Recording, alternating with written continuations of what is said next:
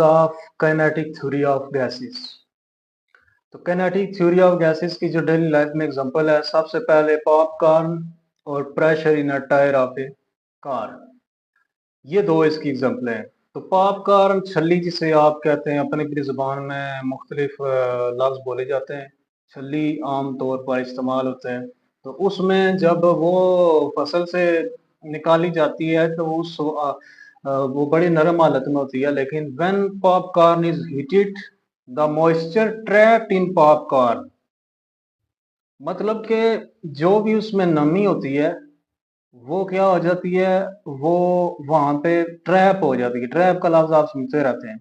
और kernel become steam, it become solid after cooling. तो जब इसको किया जाता है, ठंडे हो जाते हैं ये पार्टिकल्स, तो ये अब आफ्टर कूलिंग जब ठंडा ऐसे किया जाता है तो ये क्या हो जाते हैं, सख्त हो जाते हैं, वेरी हार्ड हो जाते हैं।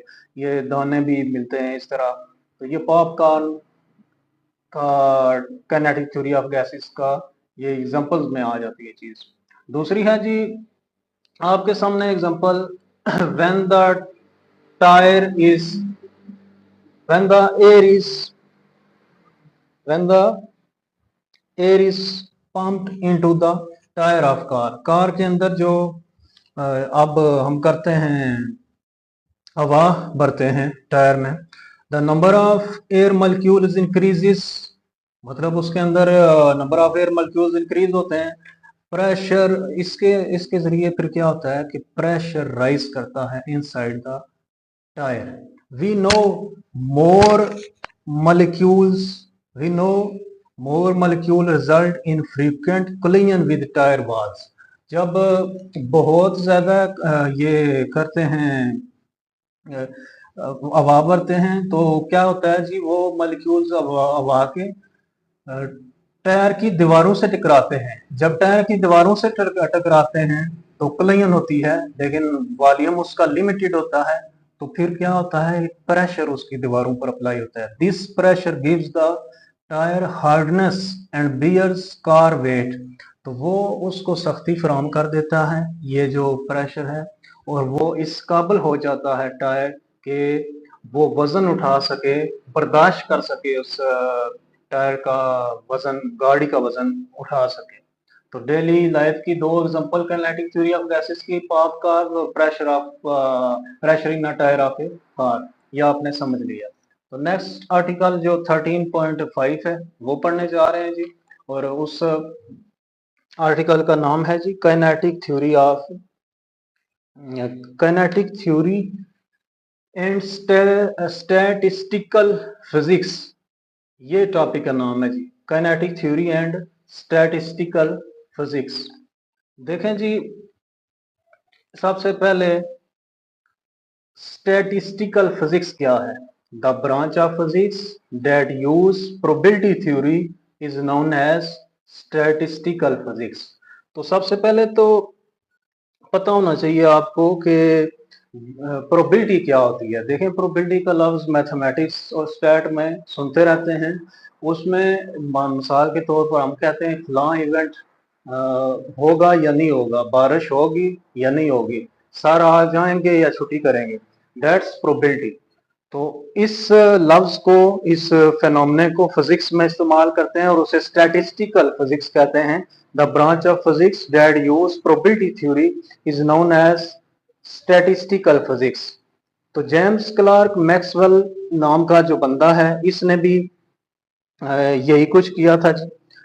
Derived expression, James Clerk Maxwell ने एक एक्सप्रेशन डिराइव किया, the distribution of molecular speed within the system at thermal equilibrium. तो इसने ये किया, डिस्क्राइब किया जेम्स क्लार्क मैक्सवेल ने, सिस्टम के अंदर मॉलिक्यूलर जो स्पीड होती है उसको डिस्क्राइब किया, इसने एक्सप्रेस किया।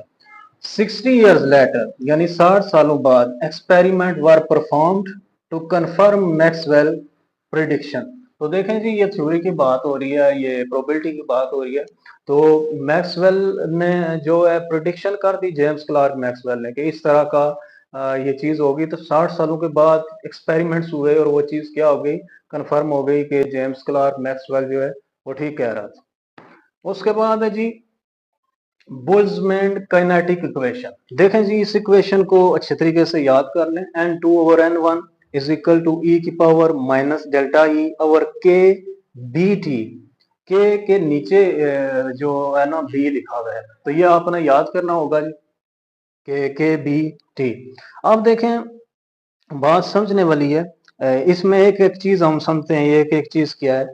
ई की power minus delta E over K B T, ये है बोल्ट्जमैन फैक्टर। और दूसरा जो n1 और n2 है, ये है population of lower and higher energy states, ये population of lower and higher energy states. और डेल्टा ई जो लिखा हुआ नजर आ रहा है, वो है डेल्टा ई एनर्जी डिफरेंस। तो दोबारा से इक्वेशन लिख दी मैंने जी, n2/n1 e की power minus delta E over K B T. तो ये याद हो जानी चाहिए जी आपको भी कि इक्वेशन ये है n2/n1 इज इक्वल टू ई की power minus delta E divided by के बी टी। तो बार बार रिपीट करने से ये इक्वेशन आपको याद हो जाएगी। This is known as Boltzmann distribution law.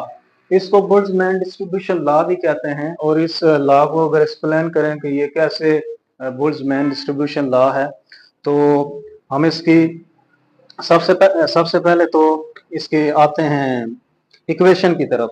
देखें ना, ये इक्वेशन मैं दोबारा लिख देता हूं, बल्कि आप ये देख लें, यहाँ से इक्वेशन n2/n1 है ना, e की पावर क्या है माइनस ई ओवर के बी टी।